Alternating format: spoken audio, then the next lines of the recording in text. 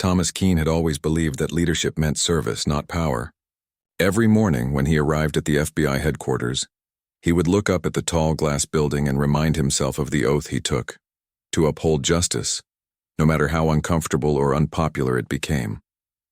Over the years, that belief made him both respected and disliked. Respected by those who wanted change, disliked by those who didn't. He wasn't the kind of man who spoke loudly or demanded attention. His strength was quiet, grounded in reason and empathy, but behind that calm voice was a strong sense of right and wrong that refused to bend. For Thomas, the badge wasn't a shield of authority, it was a symbol of accountability. That belief was about to be tested in a way he could never have imagined. The week had been long. Meetings, briefings, and more meetings, the kind that drained a person's spirit. But there was one event he couldn't skip, a law enforcement conference in a southern state where he planned to speak about cooperation between federal and local agencies. The theme of his talk was fairness, how justice loses its meaning when prejudice guides the hand of authority. He had delivered similar speeches before, but this one mattered more. Rumors had reached him about certain local departments that resisted federal oversight and had records of racial bias complaints. He wanted to address that, not to attack them, but to start a conversation. On the morning of his trip, the sky was heavy with clouds. Thomas left the airport quietly, without security detail, preferring to drive himself from the small regional terminal to the conference hall about 2 hours away. It wasn't unusual for him. He liked driving alone. It gave him time to think, away from the cameras, the phones, and the noise of politics. The highway stretched endlessly before him, framed by old pine trees and fading billboards. The air smelled of rain and dust. He had just crossed a county line when the flashing red and blue lights appeared in his rearview mirror. At first, he didn't think much of it. Maybe he was a mile or two over the speed limit. He slowed, pulled over, and waited calmly. 2 police cars stopped behind him. That struck him as unusual. 2 cars for a simple traffic stop? He rolled down his window, placed both hands visibly on the steering wheel, and waited for the officer to approach. A tall man in uniform walked up, his expression hard and unwelcoming. "License and registration," he said flatly, not making eye contact. Thomas nodded politely. "Of course, officer." He handed over his documents. "Is there a problem?" The officer glanced at the papers, then at Thomas. "You were swerving. Been drinking today?" Thomas frowned slightly. "No, sir. I don't drink. I might have adjusted my lane to avoid a pothole." The man didn't respond. Instead, he motioned for the second officer to come over. They whispered something quietly, occasionally glancing at Thomas's car. A minute later, the first officer spoke again. "Step out of the vehicle." Thomas was startled. "Is there a reason for that, officer?" The officer's tone sharpened. "You heard me. Step out." Thomas sighed softly, unbuckled his seatbelt, and stepped out, keeping his hands visible. The humid air hit his face. He stood calmly by the car, waiting for an explanation that never came. "Put your hands on the hood," the officer ordered. Thomas looked at him, confused. "Officer, I believe there's been some misunderstanding." Don't talk," the man interrupted. "Hands on the hood." For a brief moment, Thomas hesitated, not because of pride, but because the situation didn't make sense. He wasn't resisting. He just wanted to clarify what was happening. But before he could speak again, the second officer moved closer, hand resting on his holster. "Do what he says," the second man said sharply. Thomas slowly placed his palms on the car's hood, the metal warm from the sun. His heart was calm, but his mind raced. Something was wrong. This wasn't a standard stop. It was too tense, too deliberate. "Search him," the first officer said. The other began patting him down roughly. Thomas felt a wave of disbelief. He was the director of the FBI, being searched on a highway like a suspect. He could have revealed his identity immediately, flashed his badge, demanded an explanation, but experience had taught him that asserting authority in moments like this often escalated things. So he stayed quiet, letting the officers complete their procedure. When they found nothing, the first officer leaned in closer. "What's a man like you doing out here dressed like that in a car that fancy? You some kind of big shot?" Thomas exhaled slowly. "Officer, I'm on official duty." "My name is Thomas Keene. I'm the director of the FBI." There was a brief silence. The officers looked at each other and then both laughed. "Yeah, sure you are," the first officer said sarcastically. And I'm the president. Thomas didn't react. He reached into his jacket pocket, slowly, deliberately, and pulled out his federal ID. You can verify this. I'm not here to cause trouble, but I'd appreciate it if you'd explain why I've been stopped. The officer snatched the ID, looked at it for a long moment, and then handed it back. I don't care who you say you are. You fit a description. Step back. Thomas felt his patience thinning. A description of what exactly? The officer smirked. Of someone suspicious. That's all you need to know. And with that, they placed him in handcuffs. It was the first time in his life he'd felt completely powerless in the face of the very system he'd sworn to uphold. He was pushed gently, not violently, but firmly enough to make the message clear, into the back seat of the police cruiser. He sat there in silence as they drove him to the nearest station. Through the window, the world blurred by. Gas stations, old diners, children playing on front lawns. Ordinary scenes of life passing like a movie he no longer felt part of. Inside the small station, the atmosphere was thick with hostility. The officers spoke to each other in low tones, occasionally glancing at him. One of them began filling out paperwork. Another brought in a camera and started taking pictures. His face, his hands, even his shoes. He asked what the charges were, but no one answered. An hour passed. Then 2, then 3. Still, no one told him why he was being held. Finally, an older officer entered the room. He looked different from the others, calm, more measured. He walked up to Thomas and sat across from him. You're causing quite a stir, the man said quietly. The chief just got a call from Washington. Apparently, they've been looking for you. Thomas's voice was steady. I imagine they have. I was supposed to be giving a speech this afternoon. The older man sighed. Look, I don't know what happened out there, but the local guys say you resisted. You know how it goes, their word against yours. I didn't resist, Thomas said firmly. I cooperated fully. I believe you, the man replied softly. But these small-town politics, they're messy, and sometimes the truth gets twisted. When they finally released him, nearly 6 hours had passed. No charges, no apology. Just a curt, you're free to go. His car was returned, though someone had clearly searched through it. His documents were scattered across the seat. His badge lay on the floor mat. As he drove away from the station, he felt a heavy mix of anger and sadness. It wasn't about his own humiliation. He could handle that. It was about what the incident represented. If this could happen to the director of the FBI, what did it mean for ordinary people who had no power, no connections, no voice? He arrived at the conference late.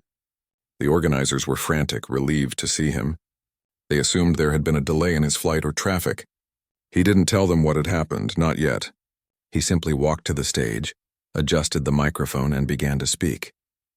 His voice was calm but carried a deeper weight that the audience couldn't quite name.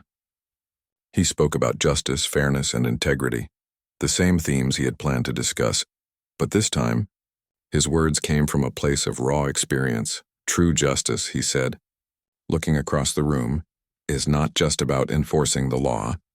It's about protecting dignity. Every person we stop, question, or arrest carries a story. Our duty is not to judge that story before we know it. The crowd listened intently. Some nodded. Others looked down, thoughtful. They didn't know that behind his composed tone was a storm of emotion he was barely holding back. After the event, a few senior officers approached him, praising his speech. He smiled politely, shook hands, and thanked them. But his mind was elsewhere, replaying every moment of that roadside encounter, every word, every smirk, every silence. That night, back in his hotel room, Thomas sat by the window staring at the lights of the city below. His phone buzzed constantly, emails, texts, calls, but he ignored them all. For the first time in years, he felt truly disillusioned. He knew he should file a report. He knew there would be a political storm if he did. But part of him hesitated. He didn't want this to become about him. Yet deep down, he understood that staying silent would only allow the problem to continue. He picked up his notebook, something he carried everywhere, and wrote a single line. If those who know the truth stay quiet, then lies will always have the last word. The next morning, he made his decision. He would report the incident, not to seek revenge, but to expose what was happening beneath the surface, the arrogance, the prejudice, the abuse of authority that tarnished everything law enforcement stood for. What he didn't know was that this decision would set off a chain of events that would turn his life upside down. Because somewhere in that small town station, someone had recorded his arrest. And that recording, twisted and edited, would soon be used against him in a way he could never have predicted. For now, though, he sat quietly with his coffee, the early sunlight creeping through the blinds. He looked tired, but his eyes held that same unwavering determination, the kind that came from a man who had seen the system from every side, the glory, the flaws, and the quiet. Painful truth that justice was not as simple as most people wanted to believe. When Thomas returned to Washington, he tried to bury the memory of what had happened on that quiet southern road. He threw himself into work as if long hours could erase humiliation. His days became filled with meetings, briefings, and endless documents that demanded his attention. On the outside, he looked steady, but inside something had shifted. There were moments when he would catch his reflection in the glass walls of his office and barely recognize the man staring back. The pride he once felt in his position now carried a quiet weight. He had seen a side of law enforcement that shook his faith in the system he served. Yet he told no one. Not yet. For the next few days, he kept a low profile. He filed a confidential report about the incident, sent it through proper channels, and hoped it would be reviewed objectively. He didn't expect sympathy, just accountability, but after a week no one responded. Not a single acknowledgement. When he finally called the Internal Affairs Division to follow up, he received a polite but evasive answer. "We're looking into it," they said. These things take time. Thomas hung up the phone, staring at it for a long moment. Something didn't feel right. The silence was too deliberate, too careful. The next morning, as he walked into the building, his assistant mentioned that someone had been calling repeatedly, asking personal questions. The caller refused to leave a name, only saying it was about the director's southern trip. Thomas brushed it off, but unease settled in his stomach. That night, when he arrived home, a plain white envelope lay on his doorstep. There was no return address. He took it inside, locked the door behind him, and opened it carefully. Inside was a single USB drive and a folded piece of paper. The paper had no message, only 4 words typed in bold. "You should stay quiet." Thomas plugged the USB into his laptop. The screen lit up with a video. Grainy, poorly lit, but immediately recognizable. It was him, standing beside his car, surrounded by officers. The footage had been edited. Short clips stitched together to make it look as though he was arguing, resisting, even reaching into his jacket in a threatening way. The sound was distorted, but the visuals told a dangerous story. His pulse quickened as he watched. The clip ended abruptly, cutting to black. He leaned back in his chair, his hands trembling slightly. The footage was fake, but convincing enough to damage his reputation if released. To the public eye, it would look like the director of the FBI had been caught in a heated confrontation with police. A second message appeared on his screen, a text from an unknown number. "We have more. Back off from your internal investigations. Last warning." Thomas sat in silence for a long time, trying to process what he had just seen. Whoever had sent this wasn't just threatening him. They were trying to control him. The next morning, he called a trusted colleague, an old friend who had worked with him for years. They met in a quiet coffee shop a few blocks from headquarters, away from cameras and official ears. "I got something last night," Thomas said quietly, sliding the folded note across the table. His friend read it, frowning. "What's this about?" Thomas hesitated. "The traffic stop. Someone filmed it. They edited it to make me look like I was resisting arrest." The friend looked alarmed. "You think they're trying to blackmail you?" Thomas nodded slowly. "They don't need money. They want control. They're warning me to stop investigating corruption in local departments." The friend leaned closer. "You know what that means, right? This isn't just a local problem anymore. Someone higher up is helping them." Thomas knew it was true. Something about the whole situation had been too organized, too precise. This wasn't random. It was planned. For the rest of that week, strange things started happening. His work emails showed signs of being accessed from unknown devices. 2 agents who had been assigned to the corruption task force were suddenly transferred without notice. And one afternoon he received a call from an anonymous voice, calm, confident, and chillingly familiar. "You're a smart man, Director," the voice said. "You should understand how fragile a reputation can be. One clip, one rumor, and the public turns on you. Think carefully about what battles are worth fighting. Then the line went dead. Thomas sat frozen, the phone still pressed to his ear.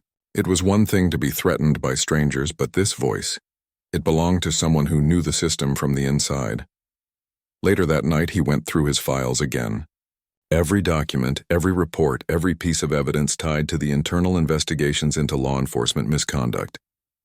Dozens of names, departments, and case notes, all pointing to a web of corruption that ran deeper than anyone had admitted. He realized that his push for reform had struck a nerve. He was interfering with people who profited from the system's flaws. But the question now wasn't just how deep it went. It was who inside the Bureau was helping them. Over the following days, Thomas began working quietly. He didn't tell anyone what he was doing. Instead, he started keeping physical copies of sensitive reports, storing them in a private safe at his home. He met with agents he trusted off the record, listening more than speaking. The more he learned, the clearer it became. The corruption wasn't isolated. It was coordinated, designed to protect officers and officials who had crossed legal lines. One evening, while reviewing a set of files at his desk, his assistant walked in nervously. "Sir, there's a reporter outside asking about your incident last month. She says she has proof you were detained." Thomas's stomach dropped. Who told her that? She wouldn't say. But she knew details. The highway, the county, even the names of the officers. He stood up slowly, trying to mask his concern. "Tell her I have no comment." When he left the building later that evening, the reporter was waiting by the parking lot, holding a small recorder. She was young, determined, and polite. "Director Keene, is it true you were detained by local police during your trip south?" He stopped, studying her carefully. "Where did you hear that?" "I have sources," she said softly. "But if it's true, you deserve a chance to tell your side." He appreciated her calm tone, but he couldn't risk speaking yet. "Not now," he said. "But thank you." She nodded, understanding she'd touched on something serious. As she walked away, Thomas couldn't shake the feeling that the situation was about to spiral beyond his control. A few days later, snippets of the edited video appeared online. Not the full version, just short misleading clips. The captions claimed the FBI director had been caught in an altercation with local police. Within hours, social media exploded. Comment sections filled with arguments, accusations, and disbelief. News anchors debated it without context, and opinion shows treated it like proof of hypocrisy. The Bureau released a brief statement saying they were aware of circulating footage, but declined to comment further. Thomas watched it all unfold helplessly. He couldn't defend himself publicly without compromising ongoing investigations. When he walked into the office the next morning, the atmosphere had changed. Some staff members avoided his gaze. Others whispered quietly in hallways. Even the security guards looked at him differently, as if unsure what to believe. That afternoon, a meeting was called with senior officials. They spoke in measured tones about damage control and public perception. One of them, a deputy director, finally said what others wouldn't. "Tom, maybe it's best if you take some time off," the man suggested gently. "Let things cool down." Thomas looked around the room. No one met his eyes. "So that's it?" he said quietly. "You're asking me to step aside because of a lie?" "It's temporary," another official said quickly. "We just don't want this to distract from the Bureau's work." He could hear the words they weren't saying. They didn't want the Bureau's image tied to scandal, even if he was innocent. That night, Thomas drove home in silence. The city lights blurred past his windshield. The more he thought about it, the clearer it became. The people trying to silence him weren't just outside the Bureau anymore. They were inside. The next morning, he received another envelope. This one contained a second video, more heavily edited, making it look as though he was shouting at officers. A short message was included: "You didn't listen." For a moment, he just sat there, staring at the words. Then he took a deep breath and placed the envelope into his desk drawer. He knew what he had to do. He contacted the same journalist who had approached him earlier. Her name was Maya. He arranged to meet her privately in a quiet park away from the city center. When she arrived, she looked nervous but determined. "You're taking a big risk meeting me," she said softly. "So are you," Thomas replied. He explained what had happened: the stop, the blackmail, the silence from within the Bureau. He didn't show her the videos yet. but he described enough for her to understand the seriousness of it. Maya listened carefully, jotting notes but mostly observing his face. She could tell he wasn't lying. There was a weary honesty in his voice. He closed his eyes, listening to her voice. He wanted to tell her to stop, to stay out of it, but he also knew that without her the truth would die in silence. "Keep going," he said finally. "We're close." By now the Bureau's leadership had begun reshuffling departments, reassigning agents, and removing anyone who had ties to Thomas's task force. It was a quiet purge wrapped in bureaucratic language. Officially it was called restructuring. Unofficially it was cleaning house. Inside his now empty office, Thomas packed a small box of personal items, a framed photo, a notebook, a few books. As he locked the door for the last time, he paused, running his hand over the brass nameplate on the wall. It didn't feel like defeat, but it didn't feel like victory either. It felt like unfinished business. Outside, the press waited with flashing cameras and shouted questions. He ignored them, walking calmly to his car. His face remained composed, but his mind was already several steps ahead. He had a plan now, one final move to expose the truth. That night, he and Maya met once more, this time in an empty diner on the outskirts of town. The place was quiet, the kind of spot where the jukebox still played old songs and the coffee never stopped pouring. She spread out papers across the table, bank records, emails, and signed authorizations linking state officials to secret accounts.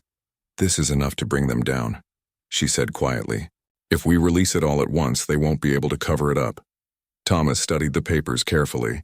"And you're sure these are verified?" "Triple-checked," she replied. "I even confirmed one of the payments through a whistleblower. It's real." He nodded slowly. "Then it's time." But just as they were about to finalize their plan, Thomas's phone buzzed again. A new message. No name, no number. Just a single line. "You still don't understand who you're fighting." He showed it to Maya. She frowned. "They're scared," she said. They wouldn't be sending messages if they weren't losing control. He wanted to believe that. But deep down he knew it wasn't over. Not yet. As they left the diner, the air outside felt heavy, as if the city itself was holding its breath.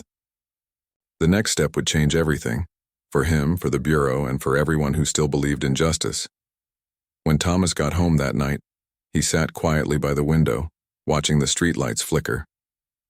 His phone kept buzzing with news updates about his resignation. He turned it off. He thought about the people who still served honestly, the agents who worked long hours, the officers who risked their lives daily, the families who believed in the system. He wasn't fighting for himself anymore. He was fighting for them. He reached for his notebook, the same one he had carried for years, and wrote a single line. "Truth doesn't vanish when silenced. It waits and it never forgets." Then he closed the book, turned off the light, and prepared for what was coming next.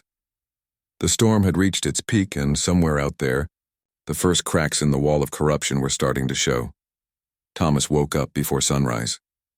The house was quiet, filled with that early morning stillness when the world hasn't yet decided what kind of day it will be. He sat at the edge of his bed, rubbing his eyes, and for a moment, he felt the weight of everything, the headlines, the betrayal, the loneliness. But then he remembered why he couldn't stop. He had come too far to give up now. The previous night, Maya had sent him one last encrypted message before she went offline. "Tomorrow's the day. I'll meet the contact and send you confirmation once I have the files." She was planning to meet someone inside the Bureau, someone who could confirm the corruption trail. The evidence they already had was strong, but they needed one final piece. One undeniable proof that linked the chain from local police all the way to the Bureau's top floor. Thomas made a pot of coffee and stood by the window, watching the sun rise. The quiet neighborhood looked peaceful, as if unaware of the storm he was about to unleash. He smiled faintly. People deserved to live in that kind of peace, the kind that comes from knowing justice still mattered. By mid-morning, he was on his way to a small motel outside the city. It was safer to stay away from his house now. He had already noticed a few unmarked cars circling his street in the last few days. The Bureau wanted him contained, maybe even watched, but he wouldn't make it easy. He checked into the motel under a different name, one he used back when he worked undercover years ago. The irony wasn't lost on him. The man who once hunted corruption now hiding from it. Hours passed slowly. He kept glancing at his phone, waiting for Maya's message. Nothing came. He tried not to worry, but unease settled over him like a heavy coat. Finally, around 3 p.m., his phone buzzed. It wasn't a message. It was a call from a blocked number. He hesitated before answering. A quiet voice came through. "Mr. Keene, this is Officer Reynolds from the State Bureau. I think we should meet." "I have something you'll want to see." Thomas paused. "Where?" "There's an old diner near the highway, east side." "Come alone," the voice said, then hung up. He sat in silence for a moment, his instincts kicking in. Something felt off. But he also knew that in his line of work, waiting too long could mean losing everything. He put on a plain jacket, grabbed his small recorder and the drive containing backup files, and left. The diner was nearly empty when he arrived.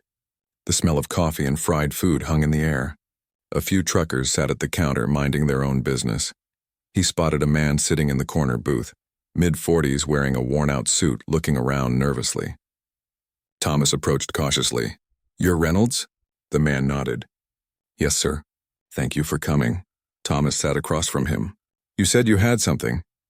Reynolds glanced around before sliding a small envelope across the table. "Documents," he whispered. "Internal communications between local police and federal supervisors. It shows coordination, falsifying reports, redirecting evidence, even influencing media leaks." Thomas opened the envelope carefully. Inside were printed emails and signatures. It was exactly the kind of proof they needed. But then Reynolds leaned closer. "They know you've been working with the reporter. They think she's about to publish." Thomas frowned. "How do they know that?" Reynolds swallowed hard.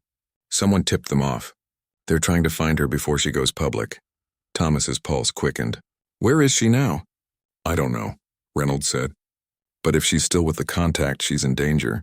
They won't want her walking away with evidence." Thomas pushed back from the table, his mind racing. He thanked Reynolds and rushed out, dialing Maya's number. No answer. He tried again and again. Still nothing. He got into his car and started driving toward the city, his thoughts a blur of worry and determination. He didn't know where she was exactly, but he remembered something she had mentioned. A parking lot near the old courthouse where she planned to meet her contact. The drive felt endless. Every red light, every passing car made him more anxious. He kept checking his phone, hoping for a message, a missed call, anything. When he finally reached the courthouse area, the place was almost deserted. The late afternoon sun cast long shadows across the cracked pavement. He parked and looked around, then he saw it, her car, parked near the back, empty. He got out and walked quickly toward it. Her bag was still in the passenger seat. Her phone was on the floor. His stomach twisted. Something was wrong. He called her name, looking around the lot, but there was no answer.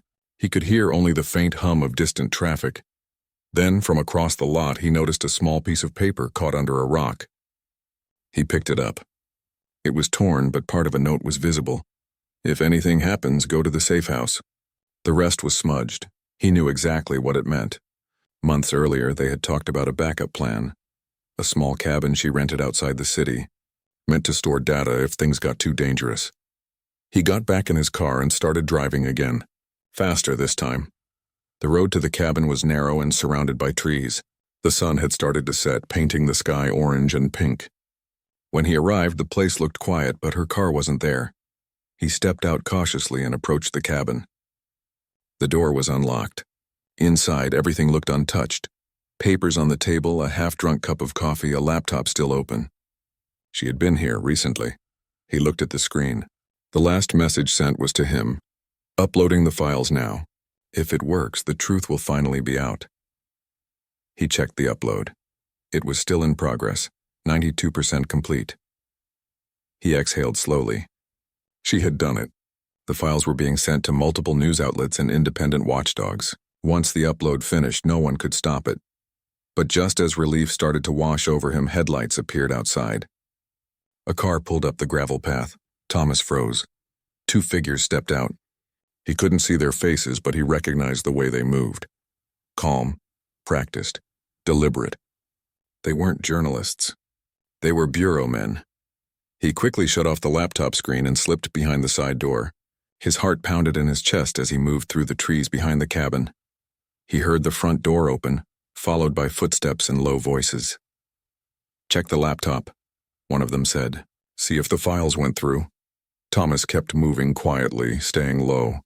He reached his car a few hundred feet away and got in, forcing himself to breathe slowly. He didn't start the engine right away, not until the two men left. After about 10 minutes, the sound of their car driving off faded into the distance. He finally turned his key and left, taking a back road into the next town. He stopped at a small gas station and parked behind it, out of sight. Then he checked the backup device he carried. The upload had finished, 100%. Maya had done it. A mixture of relief and sadness filled him. He didn't know where she was or if she was safe, but her work wasn't in vain. The truth was finally out there. The next morning, the world woke up to chaos. Every major news outlet had received copies of the files, bank transfers, memos, hidden correspondences. It was undeniable proof of the corruption that stretched from local police up through political channels, even touching bureau administrators. The headlines were everywhere. FBI scandal deepens. New documents reveal coordinated cover-up. The nation was stunned. Talk shows exploded with debates. Officials scrambled to issue statements.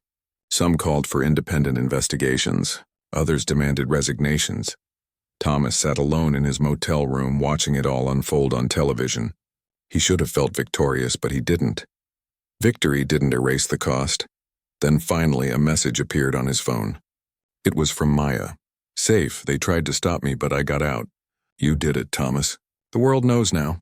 He exhaled deeply, closing his eyes. For the first time in weeks, he allowed himself to feel hope, but the fight wasn't over. The Bureau was still silent. No official statements had been made. That silence worried him more than any threat. It meant they were planning their next move.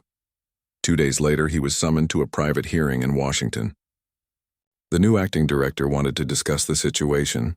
Thomas went, knowing it might be a trap, or perhaps an olive branch. Either way, he needed to face it. The meeting room was smaller than he expected, dimly lit with only 3 officials seated at the long table. The acting director sat in the center, expression unreadable. "Mr. Keene," he began, "the Bureau is facing a crisis. The evidence that surfaced is significant." Thomas said nothing. "We want to assure the public that we're taking this seriously, but we also need stability. We need to prevent further damage to the Bureau's reputation." Thomas leaned forward. "You mean damage control?" The acting director hesitated, then nodded slightly. "You could say that. Which is why we're offering you an opportunity to return, quietly, as a consultant to help manage the fallout." Thomas couldn't help but laugh softly. "You fired me, discredited me, and now you want me to help you clean up the mess?" "This isn't about pride, Thomas," the director said. "It's about survival. For the Bureau, and for you." Thomas stood slowly. "The Bureau will survive when it stops hiding behind its image and starts standing for what it was meant to. And as for me, I already survived the worst you could do." He left the room before anyone could stop him. Outside, the air felt fresher than it had in months. Reporters waited nearby, shouting questions. He didn't answer any of them. Instead, he walked down the steps past the flashing cameras with a calm that came only from knowing the truth was finally free. That evening, he returned to the same park bench where he and Maya had first met. The city lights shimmered across the water. She arrived a few minutes later wearing a hoodie and a faint smile. "You really did it," she said. "No," he replied. "We did," she sat beside him. "You think they'll try to rebuild?" He looked out at the water. "They have to. People are angry. They want accountability. Maybe this time it'll mean something." They sat in silence for a while, both lost in thought. Then Maya said quietly, "You know, when I first started this story, I thought I was chasing corruption. Turns out I was chasing courage." Thomas smiled faintly. "Courage is easy to lose. But once you see it again, you never forget what it looks like." As night fell, the city hummed softly around them, a sound that reminded him of why he had started this fight in the first place. It wasn't about power or pride or revenge. It was about restoring something simple but sacred: trust. In the days that followed, several officials resigned. Investigations were launched. The Bureau began its slow process of reform. Public confidence wavered but didn't collapse. For the first time in years, there was talk of real change. And Thomas, though no longer a director, became a symbol of what integrity looked like when everything else fell apart. He didn't seek fame. He avoided interviews. He preferred quiet places, long walks, and the comfort of knowing that the truth had finally found its voice. One afternoon, as he walked past the bureau building, he paused to look up at it. The sun reflected off the tall glass windows, bright and unflinching. He smiled, not in bitterness, but in peace. The fight had nearly broken him, but it had also rebuilt something stronger inside. A belief that even in a world full of lies, truth still had power. The morning was calm when Thomas stepped out onto the quiet street. The air was cool, the kind that carried the scent of rain from the night before. He stood there for a moment, hands in his pockets, watching the city wake up. Cars rolled by, people hurried to work, and for once, he felt invisible, not as a man once known as the director, not as the man dragged through scandal, but simply as a person who had survived. Weeks had passed since the files went public. The country was still buzzing with the aftershock. Every day brought new revelations. Officials under investigation, officers suspended, departments forced to explain themselves. The system had been cracked open, and people were finally seeing what had been hidden behind polished speeches and badges. But along with that came something Thomas hadn't expected. Hope. Across the nation, younger agents began speaking up. Local communities demanded oversight. Journalists dug deeper. The corruption that once felt untouchable was now being named, traced, and challenged. It wasn't perfect, but it was movement. And movement was more than he had dared to hope for months ago. He walked to a small cafe near the river, the same one he used to visit before work years ago. The owner, an older man with kind eyes, recognized him immediately. "Haven't seen you in a while," the man said, pouring him coffee. Thomas smiled. "It's been a busy year." The owner chuckled softly. "I'd say so. But you did good, you know. People talk about you here. Not the scandal, but the truth that came out after." Thomas looked down at his cup, quietly grateful. "Thank you," he said. "Sometimes it's hard to tell if it was worth it." "It was," the man said simply. "We need people who don't walk away when it's hard." Those words stayed with him as he left the cafe. He walked along the river, watching the sunlight ripple across the water. For the first time in a long while, he allowed himself to think about the future, not in terms of investigations or files, but in terms of peace. Later that day, he met Maya again. She arrived carrying her camera bag and a notebook, her usual look of determination softened by a rare smile. "You look better," she said. "I feel better," he replied. "I think it's finally sinking in, what we did." They found a bench overlooking the river and sat quietly for a while. "The Bureau's starting internal hearings next month," she said. "Several of the top officials are under review. Some might even face trial." Thomas nodded slowly. "It's a start." Maya looked at him curiously. "You're not planning to go back, are you?" He shook his head. "No, my time there is done. They'll rebuild and maybe they'll do it better, but I don't belong there anymore." She smiled faintly. "So what now?" Thomas leaned back thinking. "I've been talking to a few people. Some former agents, a couple of lawyers, even a few community leaders. We're thinking of starting something independent, a foundation maybe, one that investigates misconduct without the politics." Maya's eyes lit up. "That's a good idea. You could make real change, and that's the hope," he said. "But this time, no ranks, no titles. Just truth." They sat there a little longer, watching the water move slowly past them. The world outside was still chaotic, but in that small moment it felt possible, that maybe something new could grow out of everything they had lost. Over the next few months, Thomas kept himself busy. He rented a small office in an old brick building downtown. The walls were bare at first, just a desk, a lamp, and stacks of papers. But soon people started to join him. A retired investigator who had left the bureau after seeing too much. A young lawyer who wanted to work outside the system. A handful of volunteers who believed in what he stood for. They called it the Sentinel Project. Its mission was simple, to protect truth and accountability. No matter where the trail led, Maya became their main reporter, documenting cases and writing stories that gave voice to people who had been ignored for years. Together, they started uncovering small but powerful stories. Officers who abused power, politicians who buried evidence, departments that covered up mistakes. The work was slow and exhausting, but it was honest, and for Thomas that was enough. One evening, after everyone had left the office, he sat alone at his desk, reading through a letter that had arrived that morning. It was from a young agent at the bureau, someone he had never met.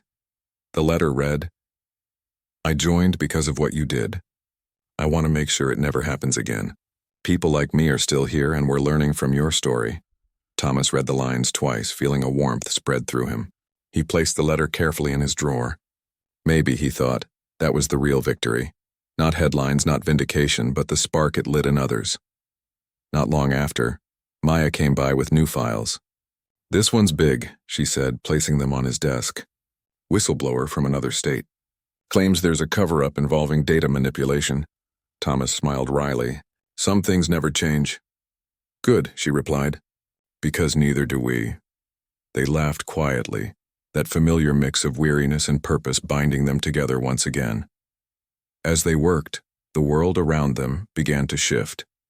The news cycle moved on, but the consequences of the exposure remained. Laws were being proposed to improve oversight. Transparency measures were being discussed. It wasn't perfect, but it was progress. And that, Thomas thought, was all anyone could ask for. One late afternoon, he visited his old neighborhood, the quiet street where he used to live before everything changed. The house was still there, though someone else owned it now. He stood across the street looking at it for a while. A neighbor he recognized came out to check the mail. When she saw him, her eyes widened in surprise. "Thomas, I thought you moved away for good." "I did," he said with a smile. "Just visiting." She hesitated, then said softly, "I watched everything on the news. It must have been hard." "It was," he admitted.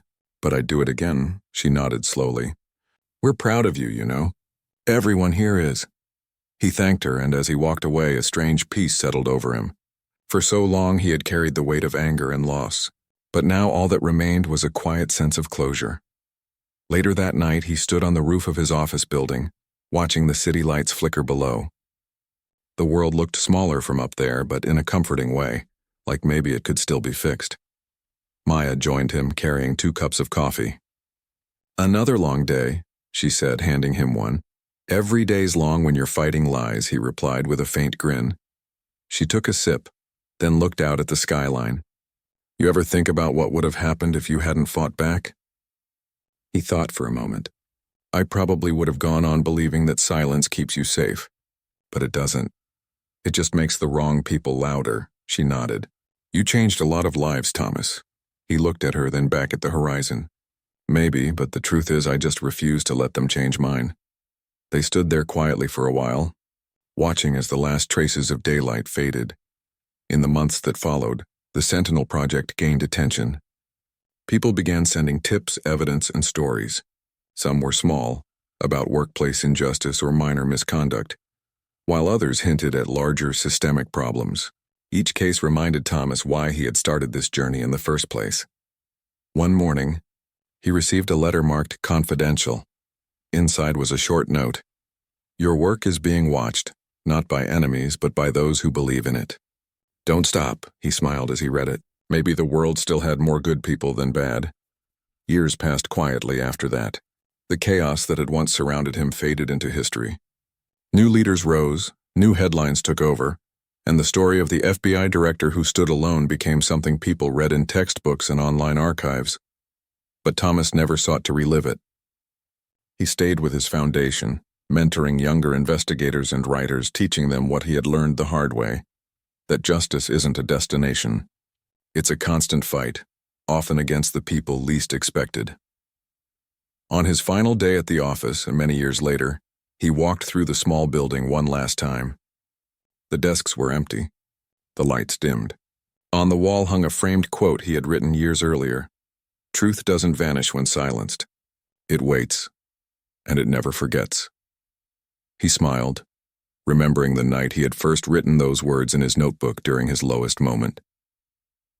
As he left, Maya met him at the door. Her hair had a few strands of silver now, but her eyes were just as determined as ever. "You sure you're ready for retirement?" she teased. He chuckled. "I've been ready for a long time. It's time for the next generation to take over." "Then they're lucky," she said softly, "because you gave them something worth continuing." He nodded, touched by her words. "Promise me one thing," he said. "No matter how loud the noise gets, don't let them twist the story. Keep telling it the way it happened. I promise," she said. They stood there for a moment, the kind of silence that didn't need words. Then he turned and walked out into the evening air. The sun was setting again, just like it had so many times before. The city glowed with a soft golden light. People hurried past, unaware of who he was, and that was exactly how he wanted it. He walked along the river one last time, the same place where it had all begun, where he and Maya had once sat wondering if the truth would ever be heard. The world had changed since then. Not perfectly, but enough. He stopped at the bench, ran his hand over the worn wood, and sat down. The wind was gentle, carrying the sound of laughter from somewhere nearby. He took a deep breath, looking out over the water, and for the first time in years, he felt completely at peace. The storm that had once tried to destroy him had, in the end, taught him the most important lesson of all, that even when power tries to bury truth, it can't bury those who stand for it. As the last light faded, Thomas whispered quietly to himself. It was worth it, and somewhere in the distance a new day was